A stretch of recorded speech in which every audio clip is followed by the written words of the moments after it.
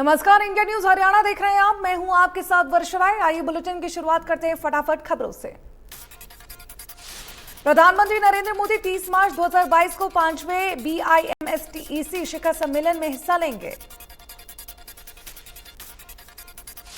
UP के CM Yogi Adityanath ने press conference के दौरान कहा कि आज यूपी में नई सरकार का पहला दिन है। सीएम योगी ने कहा कि कोरोना काल से गरीबों को मुफ्त राशन मिल रहा है और अन्न योजना से गरीबों को फायदा होता है।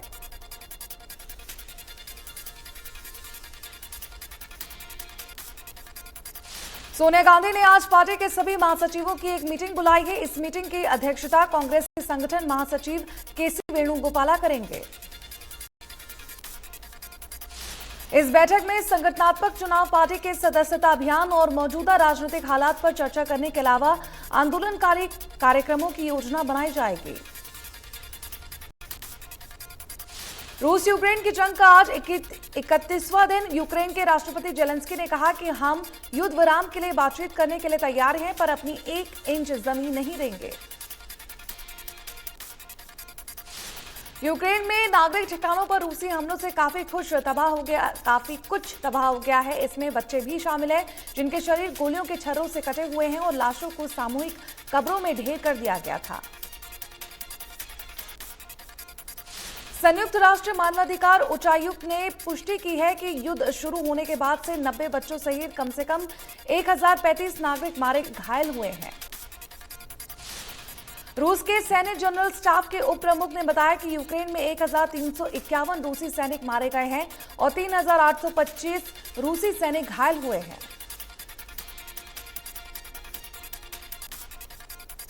सीएम मनोहर लाल सरकार की तरफ से मनाए जा रहे 75वें अमृत महोत्सव कार्यक्रम की कड़ी में आज हिसार जिले में करोड़ों रुपए की सौगात देंगे।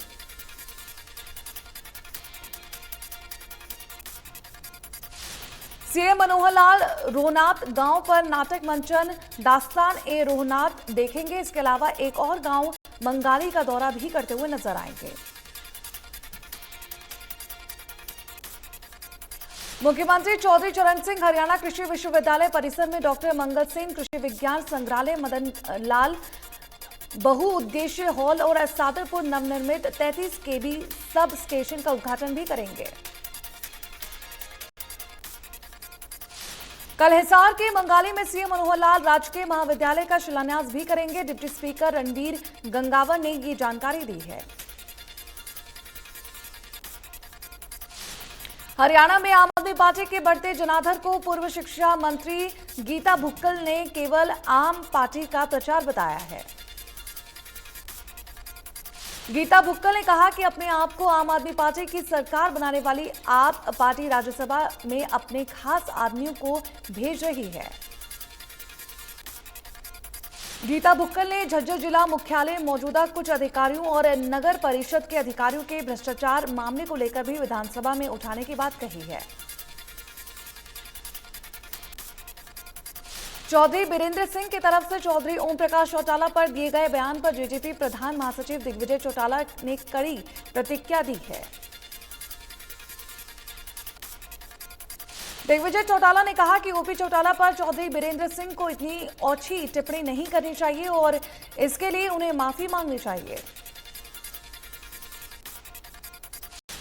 अरुण हत्याकांड में 13 महीने पहले FIR दर्ज होने के बाद भी अंबाला पुलिस ने हत्यारोपी पार्षद रूबी सौदा को गिरफ्तार नहीं किया है।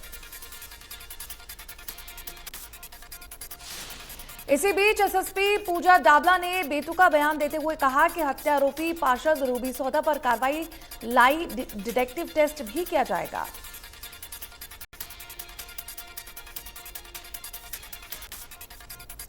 कृषि मंत्री जेबी दलाल ने बताया कि 1 अप्रैल से हरियाणा की मंडियों में गेहूं की आवक शुरू होगी और इस बार प्रदेश में 400 अनाज मंडियों में गेहूं की खरीद की जाएगी।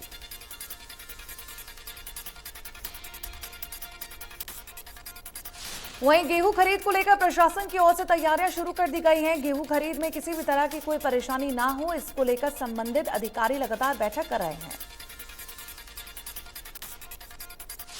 अधिकारियों की ओर से दावा किया जा रहा है कि इस बार किसी भी मंडी में किसानों को परेशानी नहीं झेलनी पड़े। हरियाणा सरकार ने भी किसानों के हितों का ध्यान रखते हुए इस बार 400 मंडियों में गेहूं की खरीद करने का फैसला लिया है। रादौर में पश्चिमी यमुना नहर के साथ गंदे पानी की निकासी के बीच बनाई गई डिच ड्रेन किसानों के लिए अभिशाप बन गई है। किसानों का कहना है कि डिच ड्रेन में बह रहे गंदे और केमिकल युक्त पानी से भूजल प्रभावित हो रहा है, जिससे उनकी फसलें भी प्रभावित हो रही हैं। वहीं बीमारियां बढ़ने का खतरा भी बढ़ गया है। ऐसे में किसानों ने प्रशासन से डिच ड्रेन में पानी को साफ कर छोड़ने की मांग की है। वहीं प्रदूषण नियंत्रण बोर्ड के अधिकारी जल्द ट्रीटमेंट प्लांट लगाकर समस्या के समाधान की बात कह रहे हैं।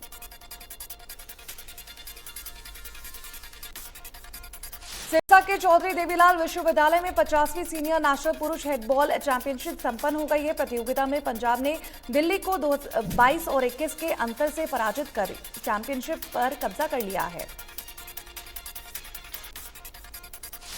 चैंपियनशिप में तीसरा स्थान मेजबान हरियाणा और महाराष्ट्र को संयुक्त रूप से मिला है। प्रतियोगिता के समापन पर हरियाणा के श्रम राज्य मंत्री अनुपम धानक विशेष रूप से पहुंचे।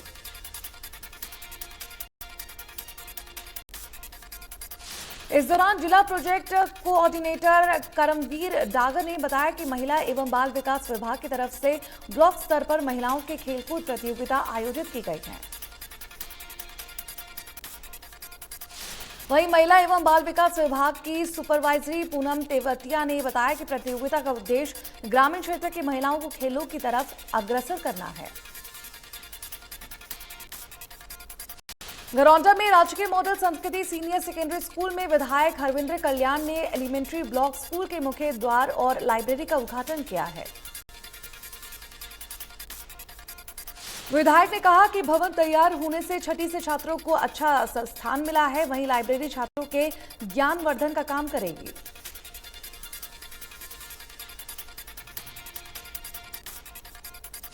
खेल कोटा बहाली की मांग को लेकर हिसार में सैकड़ों खिलाड़ी सड़कों पर उतरे और प्रशासन के खिलाफ प्रदर्शन करते हुए नजर आए। वहीं खिलाड़ियों ने डीएस के जरिए राज्य सरकार को ज्ञापन भी सौंपा। अंतर्राष्ट्रीय बॉक्सर विजेंद्र भी खिलाड़ियों के समर्थन में नजर आए और उन्होंने कहा कि वे खिलाड़ियों के आत्मसम्मान के लिए प्रदर्शन में शामिल हुए।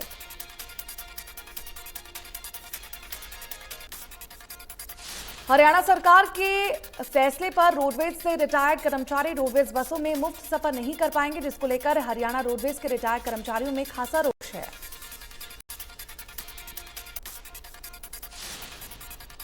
हरियाणा रोडवेज रिटायर्ड कर्मचारी संघ ने सरकार के इस फैसले के खिलाफ अंबाला डिपो में प्रदर्शन किया और परिवहन मंत्री के नाम जीएम को एक ज्ञापन भी सौंपा।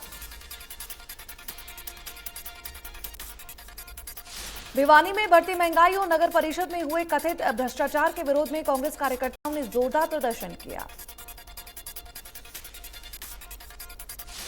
इस दौरान उन्होंने सरकार विरोधी नारेबाजी की और कहा कि बढ़ती महंगाई ने जनता की कमर तोड़ दी है। महंगाई से हर वर्ग परेशान है।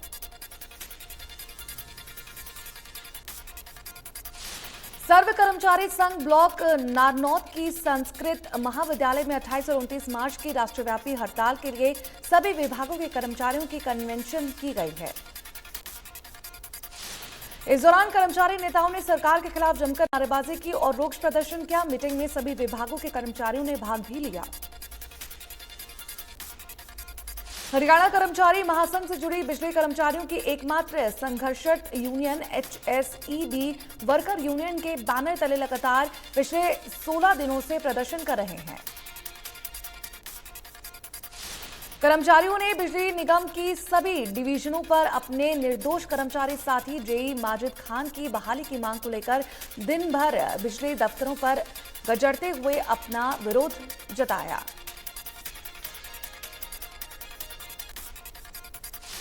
महंगाई के खिलाफ करनाल में कांग्रेस कार्यकर्ताओं ने जोरदार प्रदर्शन किया। पार्टी के विधायक शमशेर गोगी के नेतृत्व में कांग्रेसी कार्यकर्ता सड़कों पर उतरे। डीजल, पेट्रोल और रसोई गैस की कीमतों में हुई बढ़ोतरी के विरोध में कांग्रेसियों ने सरकार के खिलाफ जमकर नारेबाजी की। धर्मनगरी कुरुक्षेत्र में महंगाई के खिलाफ कांग्रेस ने जोरदार प्रदर्शन किया। पूर्व मंत्री अशोक अरोड़ा व लाडवा विधायक मेवा सिंह के नेतृत्व में कांग्रेसियों ने सड़कों पर उतर सरकार के खिलाफ जमकर नारेबाजी की। इसके साथ ही कांग्रेसियों ने लघु सचिवालय पहुंचकर कुरुक्षेत्र के उपायुक्त मुकुल कुमार को ज्ञापन सौंपा। गैसी डीजल, पेट्रोल और रसोई गैस की कीमतों में हुई बढ़ोतरी का विरोध कर रहे हैं। पेट्रोल, डीजल और एलपीजी के लगातार दाम बढ़ने को लेकर कांग्रेस कार्यकर्ताओं ने जिला सचिवालय पर महंगाई के विरोध में प्रदर्शन किया। कांग्रेसी कार्यकर्ताओं का कहना है कि मोदी सरकार में महंगाई लगातार बढ़ रही है। कांग्रेसी कार्यकर्ताओं ने सरकार को न केवल महंगाई के मुद्दे पर घेरा बल्कि बेरोजगारी और अन्य मुद्दों पर भी सरकार की आलोचना करते हुए नजर आए। बढ़ती महंगाई के विरोध में कांग्रेस नेता और कार्यकर्ताओं ने अंबाला में सड़क पर उतरकर केंद्र और प्रदेश सरकार के खिलाफ जमकर नारेबाजी की और सरकार के विरोध एक ज्ञापन अंबाला के डीसी को भी सौंपा। कांग्रेसी नेताओं ने कहा कि रोजाना पेट्रोल के दामों में बढ़ोतरी हो रही है, दालों और तेल के दाम आसमान छू रहे हैं, लेकिन भाजपा सरकार को आमजन की कोई फिक्र नहीं है। सिरसा लघु सचिवालय में कांग्रेसी कार्यकर्ता एकत्रित हुए हैं और सरकार के खिलाफ जमकर नारेबाजी भी की गई। एसडीएम के माध्यम से राज्यपाल के नाम ज्ञापन भी सौंपा।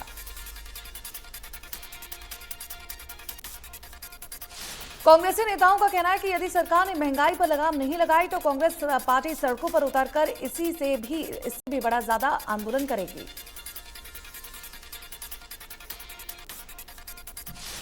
कुरुक्षेत्र में कांग्रेस ने बढ़ती महंगाई को लेकर हमला बोला है, वहीं आम आदमी पार्टी ने भी हल्ला बोल प्रदर्शन किया है।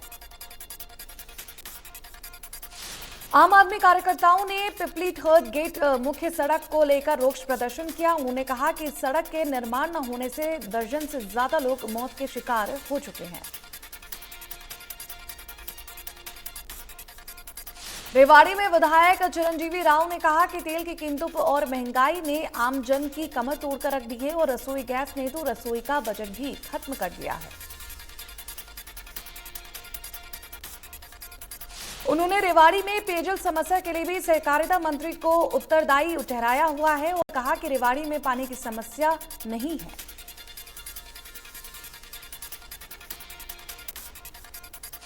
उन्होंने कहा कि रेवाड़ी नगर परिषद में भ्रष्टाचार व्याप्त है, इस पर सरकार को सख्ती से काम करना चाहिए। उन्होंने कहा कि कांग्रेस जनता की लड़ाई लड़ना चाहती है।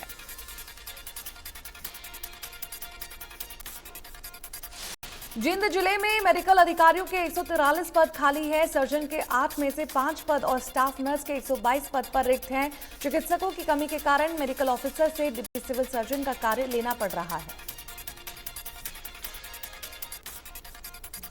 पिछले 10 साल से नागरिक अस्पताल में रेडियोलॉजिस्ट नहीं है। इसके अलावा नेत्र रोग विशेषज्ञ, हृदय रोग विशेषज्ञ, फिजिशियन जैसे महत्वपूर्ण पद खाली पड़े हैं। मार्च का महीना खत्म होने से पहले गर्मी अपने चरम पर पहुंच गई है। दिन का तापमान पहले से ज्यादा बढ़ने के कारण गर्मी से लोग परेशान हो रहे हैं।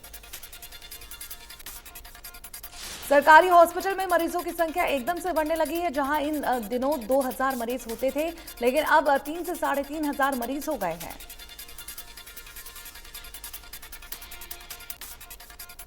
गुरुग्राम में बढ़ते प्रदूषण पर नकेल कसने के लिए अब नगर निगम की तरफ से एक नई मुहिम शुरू की गई है। स्कूलों में बच्चों को पौधे देकर उनको जागरूक किया जा रहा है। वह इसकी देखरेख करें और ज्यादा से ज्यादा पेड़ लगाने के लिए लोगों को भी जागरूक करें। पानीपत के गांव किवाना में फैक्ट्री मालिक की लापरवाही के चलते एक मजदूर की मौत हो गई। फैक्ट्री में काम कर रहे मजदूर की गर्दन पर 700 किलो का कॉर्पेट रोल भी गिरा है। मृतक की उम्र 29 वर्षीय थी। मृतक मजदूर के 3 छोटे छोटे बच्चे हैं। परिजनों ने फैक्ट्री मालिक पर लापरवाही के आरोप लगाए और शव को पोस्टमार्टम के लिए अस्पताल में रखवाया है।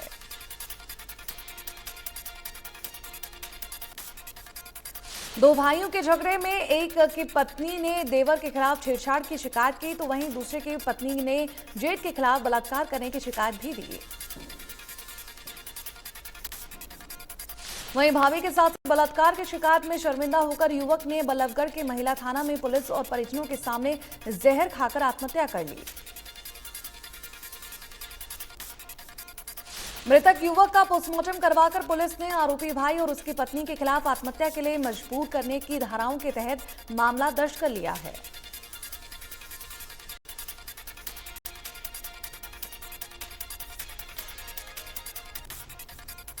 करनाल नगर निगम के एसई दीपक किंगर को पुलिस ने आज कोर्ट में पेश किया। कोर्ट ने पुलिस के रिमांड पर 5 दिन का पुलिस रिमांड दिया है।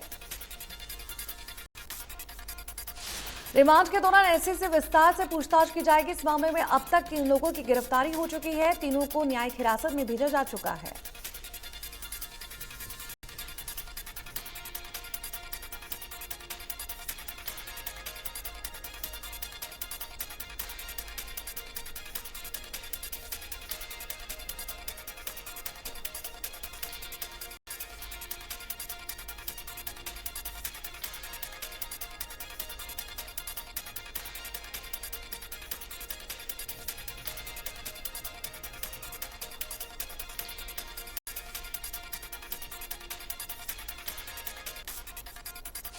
बहादुरगढ़ में एक युवक और युवती का जली हुई अवस्था में शव मिलने से सनसनी फैल गई है। वहीं युवक का शव अधजले अवस्था में है।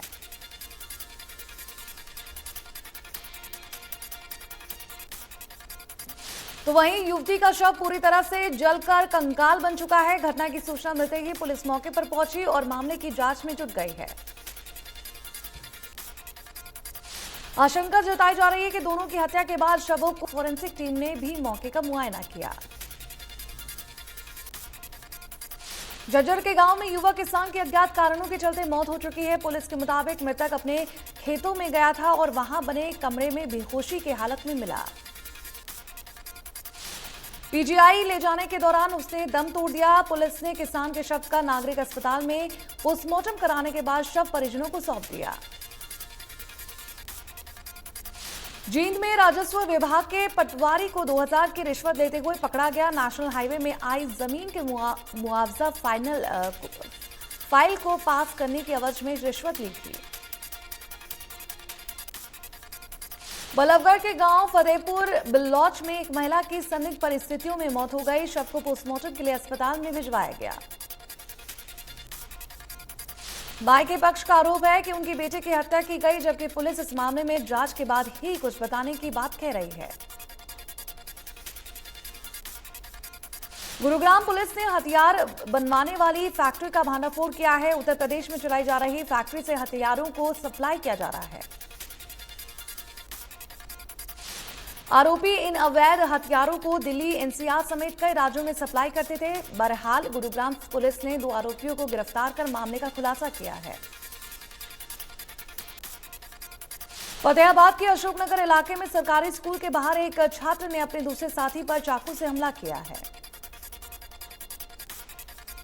पीठ पर किए चाकू के वार से घायल युवक को नागरिक अस्पताल में भर्ती करवाया गया। वहीं घटना की सूचना मिलते ही मौके पर पहुंची पुलिस ने मामले की जांच शुरू कर दी है।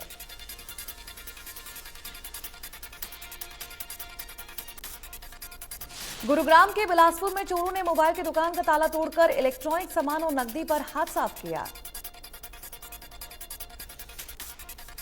चोरी की पूरी वारदात सीसीटीवी में कैद हो चुकी है। फिलहाल पुलिस ने चोरी का मामला दर्ज कर लिया है और जांच शुरू कर दी है। देश में पिछले 24 घंटे में कोरोना वायरस के 1660 नए केस सामने आ चुके हैं। 83 लोगों की मौत हुई है। एक्टिव केस घटकर 21,530 हुए। दिल्ली में पिछले 24 घंटे में कोरोना के 112 नए मामले सामने आए हैं और एक शख्स की कोरोना के चलते मौत हो गई है। 100 मरीज कोरोना से रिकवर हुए। हरियाणा में कोरोना के 73 नए मामले सामने आए और 3 मरीजों की मौत हो गई है। एक्टिव केस 375 हो गए हैं, जबकि 40 मरीजों ने कोरोना को मात दी है। देश में पेट्रोल डीजल की कीमतें आसमान छू रही हैं। भारतीय तेल कंपनियों ने पेट्रोल और डीजल के भाव में आज फिर बढ़ोतरी की है। इंडियन ऑयल मार्केटिंग कंपनियों ने पेट्रोल और डीजल के रेट 80 पैसे प्रति लीटर बढ़ाए। इस तरह 5 दिन में पेट्रोल डीजल की कीमत में 3 रुपये 20 पैसे की बढ़ोतरी हो चुकी है। राजधानी दिल्ली में आज पेट्रोल 98 रुपए 61 पैसे प्रति लीटर, जबकि डीजल का भाव 89 रुपए 87 पैसे प्रति लीटर पहुंच गया है। मुंबई में पेट्रोल के रेट 113 रुपए 35 पैसे प्रति लीटर पर जा पहुंचे हैं, जबकि डीजल की कीमत 97 रुपए 55 पैसे प्रति लीटर पहुंच गए हैं। कोलकाता में पेट्रोल के रेट 108 रुपए 2 पैसे प्रति लीटर पहुंच गए हैं, जबकि डीजल की कीमत 93 रुपए 1 पैसे प्रति लीटर पहुंच गई है।